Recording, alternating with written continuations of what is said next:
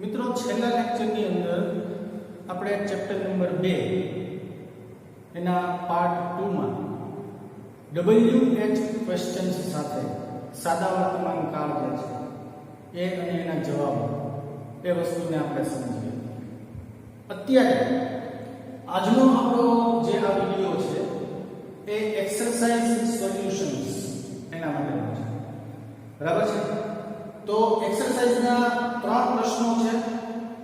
ત્રણેય પ્રશ્નો સૂચના સહિત મેં બોર્ડ ઉપર એ લખેલા છે, જેમાંથી 3 3 4 4 5 5 એ ક્વેશ્ચન્સ મેં લખેલા છે કે જે આપણે સોલ્વ કરવાના છે. બાકીના જે રહે છે એ તમારે તમારી જાતે, જો કે મેં છેલ્લા લેક્ચરમાં તે વસ્તુ કીધી હતી કે જાતે સોલ્વ કરવાનો પ્રયત્ન કરજો. બરાબર છે? તો લગભગ ઘણા ખરા વિદ્યાર્થીઓએ એ જવાબ સોલ્વ કરવાનો પ્રયત્ન 100% કરેલો હશે જ. બરાબર છે? તો તમારા જવાબો હું અહીંયા જે જવાબો સમજાવું છું એની સાથે કેટલા મેચ થાય છે, તમારે કયા કયા જવાબમાં સુધારા વધારા કરવાની જરૂર છે એ તમે સાથે સાથે ચેક કરતા રહેજો. ગ્રામરની તમારી જે બુક છે એમાં ચેપ્ટર 2 ની એક્સરસાઇઝ ક્વેશ્ચન નંબર 1 આપણે અહીંયાથી સ્ટાર્ટ કરીએ છીએ. પહેલા સૂચના આપેલી છે સાદા વર્તમાન કાળના રૂપ વડે ખાલી જગ્યા પૂરો. બરાબર? તો કૌંસમાં આપણે જે વાક્ય આપેલું છે એ ખાલી જગ્યા છે અને ખાલી જગ્યાની બાજુમાં જે કૌંસ કરેલો છે, કૌંસની અંદર આપણને એક ક્રિયાપદ આપેલું છે. આપણે જોવાનું છે કે ક્રિયાપદનું કયું સ્વરૂપ, એટલે કે મૂળ રૂપ મૂકવાનું છે ખાલી જગ્યામાં અથવા તો s કે es લગેલું રૂપ મૂકવાનું છે. બરાબર? તો આપણે એ વસ્તુ જે છે એ અહીંયા સમજવાની છે. The boys blank football કૌંસમાં પ્લે છે. જો આ બોયઝ બહુવચનમાં છે. બોયઝ લેનો અર્થ એવો થાય કે ત્રીજો પુરુષ છે પણ બહુવચન છે. આપણે નિયમ એવો કીધો છે કે ત્રીજા પુરુષ એક વચનમાં જ s કે es લાગશે. બરાબર? એ સિવાય ક્રિયાપદનું મૂળ રૂપ આવશે. તો અહીંયા પ્લે જે કૌંસમાં આપેલું છે એ જ સ્વરૂપ કોઈ પણ પ્રકારના ફેરફાર કર્યા વગર આપણે એ ખાલી જગ્યામાં મૂકવાનું છે. The boys play football. બરાબર છે? ત્યાર પછી છે Mitali blank clothes every day કૌંસમાં છે વોશ. મિતાલી ત્રીજો પુરુષ એક વચન છે એટલે વોશ ક્રિયાપદને s કે es લગાડવાના થાય. બરાબર? તો હવે s લગાડશું કે es લગાડશું એના માટે આપણે એના નિયમો જે છે એને યાદ રાખવાના થાય. તો કે જે ક્રિયાપદના છેલ્લા અક્ષરો s, double s, sh, ch, x અથવા તો o આવેલા હોય તો એમાં es એ લગાડવાનું થાય. અહીંયા sh છે એટલે એનો એવો થયો કે આ ક્રિયાપદને આપણે es લગાડશું એટલે ક્રિયાપદ બનશે washes. Mitali washes clothes every day. Mitali દરરોજ કપડા ધોવે છે. બરાબર છે? પછી ત્રીજું we blank a new scooter કૌંસમાં છે have. બરાબર? have એટલે e પાસે હો તો we પહેલો પુરુષ બહુવચન છે, ક્રિયાપદનું મૂળ સ્વરૂપ જ આવશે. have જે છે એનું have જ રહેશે. we પહેલો પુરુષ બહુવચન માટે આપણે we have a new scooter એવો જવાબ જે છે એ લખશું. ત્યાર પછી છે we blank to the river bank. બરાબર? go. he ત્રીજો પુરુષ એક વચન એટલે કે ક્રિયાપદને s કે es લગાડવાનું. go માં છેલ્લો જે અક્ષર છે એ o છે તો એને es લગાડવાનું. તો અહીંયા જવાબ બનશે he goes to the river bank. નદી કાંઠો. river bank એટલે નદીનો કાંઠો. પાંચમી અતુલ blank kites કૌંસમાં છે fly. અતુલ પર ત્રીજો પુરુષ એક વચન છે. fly શબ્દ છે એટલે આપણે s કે es લગાડશું. fly માં છેલ્લો y છે. y ની પહેલા આપેલો l એ વ્યંજન છે એટલે જો વ્યંજન વત્તા y હોય તો y જે છે એ દૂર કરી દેવામાં આવે છે અને એના સ્થાન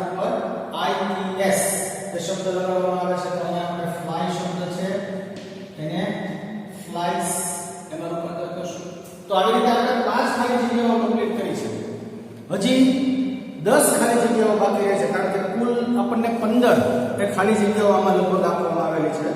યસ, 15 ખાલી જગ્યાઓ છે. બરાબર?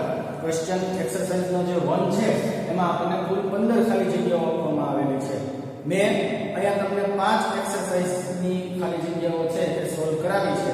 બાકીની 10 ખાલી જગ્યા 11 નંબરનો 6 નંબરથી શરૂ કરી અને 15 નંબર સુધીની જે ખાલી જગ્યાઓ છે એ આપણે જાતે સોલ્વ કરવાની છે. અને મને આશા છે કે આટલી ખાલી જગ્યાઓ આપણે સોલ્વ કરી છે એટલે હવે તમને એ ખાલી જગ્યાઓ સોલ્વ કરવામાં કોઈ પ્રોબ્લેમ આવશે નહીં. ત્યાર પછીનો જે ક્વેશ્ચન નંબર 2 છે એક્સરસાઇઝનો, એમાં આપણે સૂચના આપી છે કૌંસમાં આપેલ શબ્દનો ઉપયોગ કરી પ્રશ્નના ઉત્તર લખો. આપણને પ્રશ્ન પૂછાય છે. બરાબર? કુલ 8 ક્વેશ્ચન આપેલા છે, જેમાંથી મેં 4 નો સમાવેશ કરેલો છે. 4 તમારે જાતે સોલ્વ કરવાના રહેશે. બરાબર? હોમવર્ક તરીકે. તો અહીંયા જે પ્રશ્ન આપવામાં આવેલો છે, જે આપણે ગયા લેક્ચરની અંદર શીખ્યા હતા, બરાબર ને, કે WH ક્વેશ્ચન્સ ના પ્રશ્નો અને પછી એના જવાબો કેવી રીતે લખવામાં આવે છે. આપણે પ્રશ્નો પણ જોયા હતા અને જવાબ પણ જોયા હતા. બંને ત્રીજા પુરુષ એકવચનમાં કેવી રીતે જવાબ લખવાનો છે, SCY માં કેવી રીતે જવાબ લખવાનો છે, બે વસ્તુ જે છે આપણે શીખેલી છે. તો અહીંયા કૌંસમાં એ જવાબ આપેલો છે, આપણે એનો ઉપયોગ કરીને પ્રશ્નનો જવાબ આપવાનો છે, આપણી રીતે નહીં. બરાબર? તો અહીંયા who teaches us maths, આપણને ગણિત કોણ શીખવે છે, ગણિત કોણ ભણાવે છે. બરાબર? તો જવાબમાં આપણને મિસ મહેતા એવું નામ આપવામાં આવેલું છે. તો આપણે જ્યારે આનો જવાબ લખશું, બરાબર, હું વડે આપણે વાક્યનો કર્તા જે છે, ક્રિયાનો કર્તા એને જાણીએ છીએ. તો આનો જવાબ લખીએ આપણે તો હું શબ્દ દૂર થઈ જશે, એટલે બદલે આવશે મિસ મહેતા. મિસ મહેતા ત્રીજો પુરુષ એકવચન છે, માટે ટીચ જે છે એને es એ લાગેલું જ રહેશે. બરાબર ને? ટીચ જે ક્રિયાપદ છે એ ટીચ ક્રિયાપદને es લાગેલું જ રહેશે. teaches us maths. બરાબર? તો who teaches us maths, આપણે એનો આન્સર લખ્યો miss Mehta teaches us maths. બરાબર છે? ત્યાર પછીનો question number 2, what does Ketki make? કૌંસમાં આપણને છે જવાબ ડોલ્સ, ઢીંગલીઓ. બરાબર? કેતકી શું બનાવે છે? બરાબર? મેક એટલે બનાવવું. કેતકી શું બનાવે છે? તો જવાબમાં આપણને આપવામાં આવેલું છે ડોલ્સ, ઢીંગલીઓ. તો આપણે શું લખશું? કેતકી ઢીંગલીઓ બનાવે છે. તો આપણો જવાબ આવશે કેતકી. મેક શબ્દ છે એટલે s લાગશે, ગણિત નીકળી જશે. makes અને જવાબ આપો dolls. કેતકી ઢીંગલીઓ બનાવે છે. બરાબર? what does Ketki make? તો Ketki makes dolls. બરાબર? પછીનો છે when does the bus arrive? બસ ક્યારે આવે છે? when થી જ્યારે આપણને પ્રશ્ન પૂછાય તો આપણને સમય જાણવા મળે છે. બરાબર? જવાબ છે 6 o'clock, 6 વાગે. 6 o'clock એટલે 6 વાગે. તો આપણો જવાબ બનશે the bus. ત્રીજો પુરુષ એકવચન છે, arrive શબ્દને s લગાવશું. at 6 o'clock, 6 વાગે. બરાબર? સમય દર્શાવતા પહેલા પ્રેપોઝિશન at એનો આપણે ઉપયોગ કરશું. બસ કેટલા વાગે આવે છે? તો બસ arrives at 6 o'clock. બસ 6 વાગે આવે છે.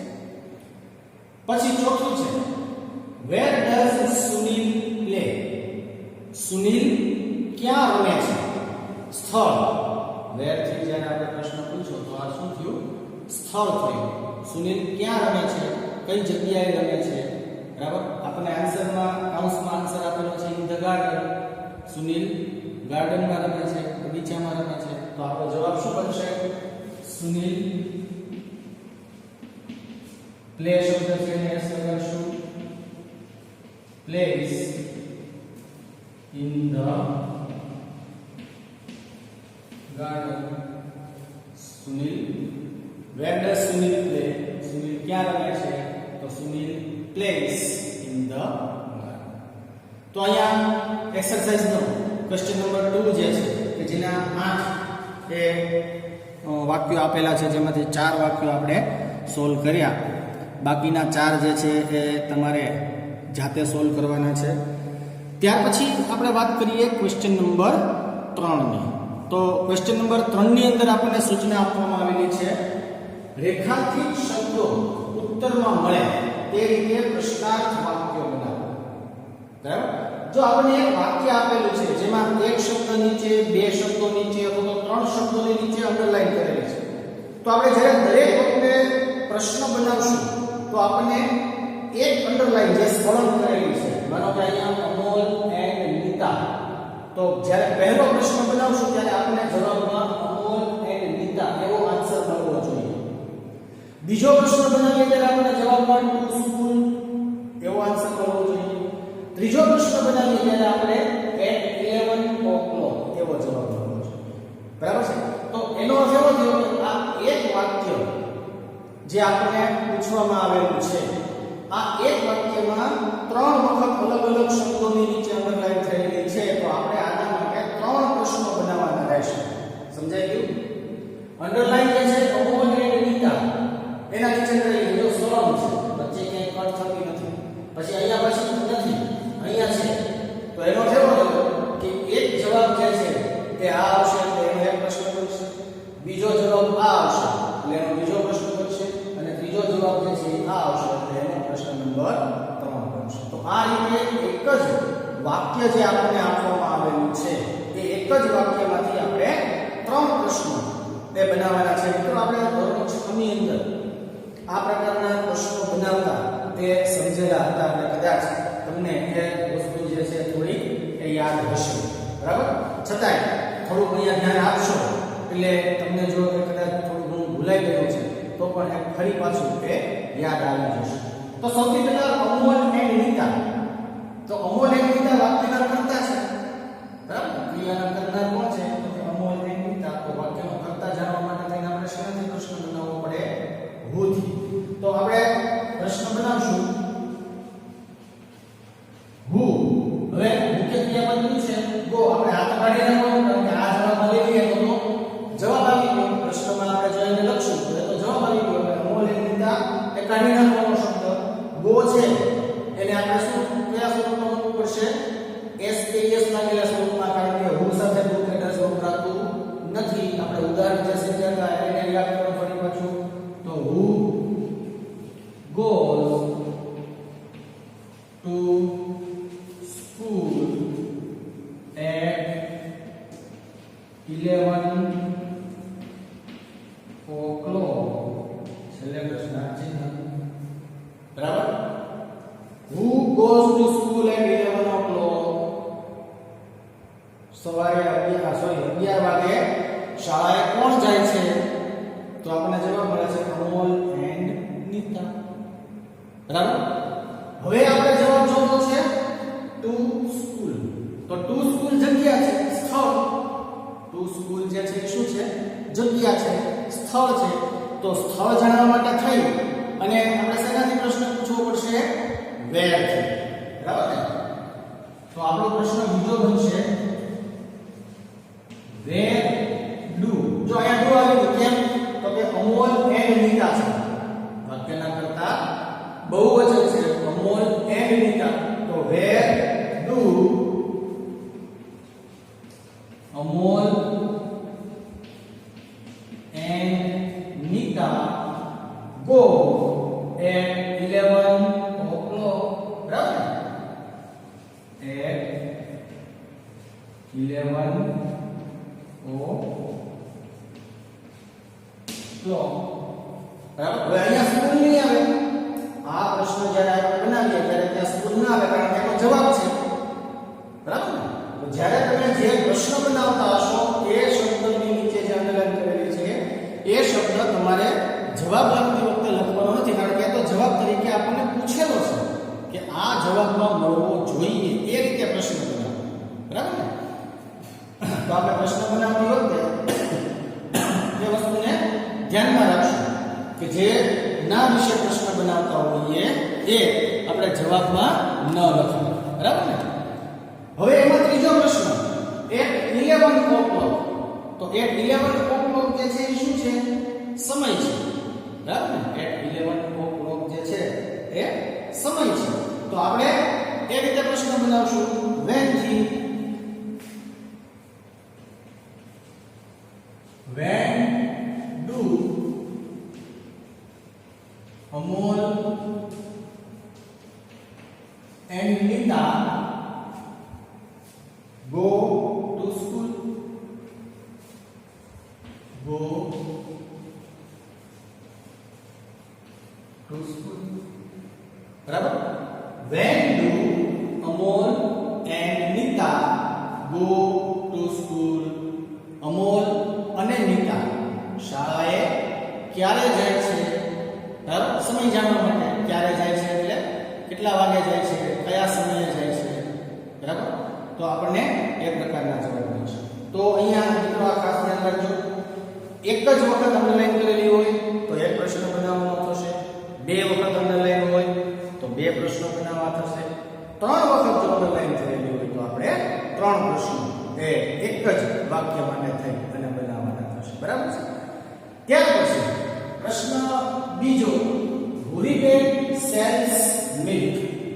પ્રશ્ન નંબર 2 જે છે એ છે ભૂરીબેન સેલ્સ મિલ્ક. અહીંયા તમે જોઈ શકો છો કે અહીંયા બે શબ્દો નીચે અંડરલાઈન છે. એક તો ભૂરીબેન નીચે અંડરલાઈન છે અને બીજી મિલ્ક ની નીચે એ અંડરલાઈન કરવામાં આવેલી છે. બરાબર? તો આપણે આના જવાબ લખીએ તો સૌથી પહેલા ભૂરીબેન એવો આપણે જવાબ જોતો છે. તો દૂધ કોણ વહેંચે છે? બરાબર ને? તો હું વડે વાક્યનો કર્તા ક્રિયાનો કરનાર જાણવા માટે થઈને આપણે પ્રશ્ન બનાવશું. તો હુ સેલ જે છે હુ સાથે સેલ્સના સ્વરૂપમાં જ રહેશે, કારણ કે ત્રીજા પુરુષ એકવચનમાં સેલ જે છે એને એસ જ લાગે છે અને હુ સાથે ડુ કે ડઝ નો ઉપયોગ થતો નથી. એટલે એની સાથે સાદા વર્તમાન કાળનું એસ કે એસ લાગેલું સ્વરૂપ જ આવે છે. અને છેલ્લે મિલ્ક. હુ સેલ્સ મિલ્ક. દૂધ કોણ વહેંચે છે? તો આપણે જવાબ મળી ગયો ભૂરીબેન. બરાબર? હવે કર્મ શું વહેંચે છે? બરાબર ને? આપણે દૂધ જવાબમાં જોતું છે તો ગુજરાતીમાં પ્રશ્ન કઈ રીતે બનાવીએ? ભૂરીબેન શું વહેંચે છે? બરાબર? તો પ્રશ્ન બનાવવો પડશે વોટ થી. વોટ. ભૂરીબેન ત્રીજો પુરુષ એકવચન છે એટલે ડઝ નો ઉપયોગ કરશું. Does Bhuriben cell. What does Bhuriben cell. Bhuriben શું વહેંચે છે? મિલ્ક. જવાબ મળી જાય છે. બરાબર છે? ત્યાર પછી છે ક્વેશ્ચન નંબર 3 કે જેમાં આપણને આપેલું છે the moon shines at night. ચંદ્ર રાત્રે પ્રકાશે છે. બરાબર ને? રાત્રે ચંદ્ર જે છે એ અજવાળું આપે છે. શાઇન શબ્દનો છે ચમકવું, ચળકાટ કરવો, પ્રકાશ આપવો એવા. તો ક્યારે આપે છે? બરાબર ને? એવો પ્રશ્ન પૂછીએ તો એટ નાઇટ, રાત્રે એવો જવાબ મળે. તો આપણો પ્રશ્ન બનશે when થી સમય જાણવા માટે. when the moon જે છે ત્રીજો પુરુષ એકવચન થયો. બરાબર? તો એના માટે આપણે do does નો ઉપયોગ કરશું. do કે does માંથી શેનો ઉપયોગ થઈ શકશે? does no. when does the moon shine? when does the moon shine? ચંદ્ર ક્યારે પ્રકાશે છે? બરાબર છે મિત્રો? અહીંયા આપણને 10 એ વાક્યો આપવામાં એ આવેલા છે. આપણે એમાંથી પહેલા 3 એ સોલ્વ કરેલા છે. બાકીના 7 વાક્યો જે છે એ આપણે જાતે હવે પછીના જે બાકી રહે છે એ આપણે જાતે સોલ્વ કરવાના રહેશે. મિત્રો ખાસ ધ્યાન રાખજો કે જો એક શબ્દ નીચે અંડરલાઈન કરેલી હોય તો આપણે એક શબ્દ જે છે એક જ પ્રશ્ન બનાવવાનો થશે. બે નીચે અંડરલાઈન કરેલી હોય 2 પ્રશ્નો બનાવવાના થશે અને 3 નીચે અંડરલાઈન કરેલી હોય તો 3 નીચે. કેવી રીતે પ્રશ્નો બનાવવાના છે એ આપણે ગયા લેક્ચરની અંદર પણ સમજેલા હતા. અત્યારે આપણે એના 3 ઉદાહરણો, બરાબર, એક વાક્ય એવું છે જેમાં 3 પ્રશ્નો બન્યા છે, એક વાક્યમાં 2 બન્યા છે અને એક વાક્યમાં 1 પ્રશ્ન બનેલો છે. એ રીતના ઉદાહરણ જે છે એ પણ આપણે જોઈ લીધા છે. તો હવે પછીના જે વાક્યો એ બચે છે એ આપણે ખાતે એ સોલ્વ કરી લેવાના છે. ફરી એક વખત થોડાક સમય પહેલા એ વસ્તુની વાત કરી હતી, ફરી પાછું અત્યારે હું રિપીટ કરી દઉં છું કે હોમવર્કની સાથે સાથે દરરોજના આપણે જે 3 શબ્દો નવા અંગ્રેજીના પાકા કરવાના કીધા છે, સ્પેલિંગ, બરાબર ને. આપણે શરૂઆતમાં આ વસ્તુની વાત થઈ હતી કે રોજ જો આપણે 3 શબ્દો માત્ર નવા પાકા કરીએ અંગ્રેજીના, તો અંગ્રેજી જે છે એ આપણા માટે ઘણું સરળ બનતું જાય, બહુ સહેલું લાગતું જાય. તો મને એવી આશા છે, મને એવી અપેક્ષા છે કે તમે એ વસ્તુને હજી માનતા જશો. તમે એ પ્રકારે જ એ ધીરે ધીરે તમારી મહેનત જે છે એ સ્ટાર્ટ હશે જ અને તમે લોકો રોજના નવા 3 શબ્દો એ લખીને પાકા કરશો. જો મિત્રો, લખીને એટલા માટે બોલું છું કે વાંચી લેવાથી થોડોક સમય પૂરતું યાદ રહેશે, પણ લાંબા સમય સુધી જો તમારે એ શબ્દને યાદ રાખવો છે તો તમારે એને લખવું પડશે. 5 વખત લખો, 10 વખત લખો, 20 વખત લખો, જેટલી વખત તમને એવું લાગે કે મને આ શબ્દ પૂરેપૂરો યાદ રહી ગયો નથી ત્યાં સુધી લખો. પૂરેપૂરો યાદ રહી જાય પછી નહીં લખવાની જરૂર પડે, બરાબર છે. તો આ વસ્તુ અંગ્રેજીને જો સરળ બનાવવું છે, શીખવું છે, તો આની સાથે સાથે આપણે નવા શબ્દો, સ્પેલિંગનો જે આપણો ભંડોળ છે એ આપણા શબ્દ ભંડોળને વધારવું પડશે. આપણે જે દિવસથી આ લેક્ચર્સ એ બધા સ્ટાર્ટ થયા છે એ તારીખથી જો તમે આ વસ્તુ કરી હોય તો આજે લગભગ એમ કહી શકીએ આપણે કે મારો આજે લગભગ 10મો લેક્ચર છે. આ 7મા ધોરણની અંદર મારો આજે આ 10મો લેક્ચર છે, બરાબર. તો જો તમે માત્ર 10 દિવસના 3 સ્પેલિંગ પાકા કર્યા હોય તો પણ નવા 30 શબ્દો જે છે તમારી પાસે થઈ ગયા હોય, બરાબર ને. તો ઘણા બધા વિદ્યાર્થીઓ એ વસ્તુને અમલ કરતા હશે, જે નથી કરતા એ લોકો પાછું સ્ટાર્ટ કરી દે અને રોજના નવા 3 સ્પેલિંગ આપણે એ પાકા કરતા રહેવાના છે. આપણી ટેક્સ્ટ બુકમાં આપેલા છે ઘણા બધા. ટેક્સ્ટ બુકની સાથે આપણે ડિક્શનરીનો પણ યુઝ કરી શકીએ, બરાબર.